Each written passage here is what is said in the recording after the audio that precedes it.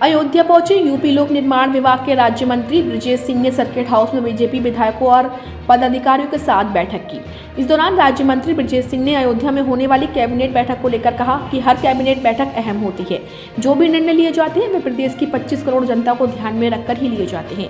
उन्होंने आगे कहा कि रामनगरी अयोध्या उत्तर प्रदेश सरकार की प्राथमिकता के आधार पर एजेंडे में है, क्योंकि यह भगवान राम की जन्मस्थली है, जिसके चलते हम सबकी आस्था और आराधना का केंद्र है। यही वजह है कि अयोध्या हमेशा हमारे केंद्र बिंदु में रहता है। वहीं दीपोत्सव को लेकर राज्य मंत्री ने कहा कि अयोध्या में 11 नवंबर को दीपोत्सव मनाया जाएगा, लेकिन दीपावली 12 नवंबर को है। इस बार हम सबका सौभाग्य है कि पूरा देश 2 बार दीपावली मनाएगा। एक दीपावली हम 12 नवंबर को मनाएंगे और दूसरी दीपावली 22 जनवरी को भगवान रामलला के प्राण प्रतिष्ठा समारोह के दिन मनाई जाएगी। राज्य मंत्री ब्रजेश सिंह ने कहा कि दीपोत्सव का दिन भगवान राम के वनवास के वापसी का दिन है। इस दिन जितना हर्षोल्लास अयोध्या में उस वक्त हुआ होगा, उसी हर्षित मुद्रा में देश 22 जनवरी को नजर आएगा।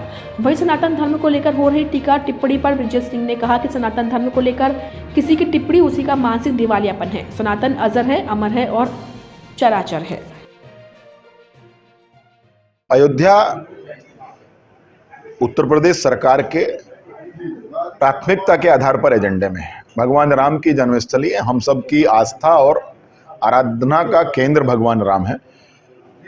अयोध्या हमेशा हमारे केंद्र बिंदु में रहता है, लेकिन ये कहना कि उसमें बहुत अहम है, अहम तो हर कैबिनेट बैठक होती है। उसमें जो भी निर्णय लिए जाते हैं वो प्रदेश की 25 करोड़ जनता के ध्यान में रख के लिए जाते हैं। और इस बार अयोध्या में दीपोत्सव 11 तारीख को है और दीपावली 12 नवंबर को है, लेकिन इस बार हम सब का सौभाग्य है कि पूरा देश जो है वो 2 बार दीपावली मनाएगा।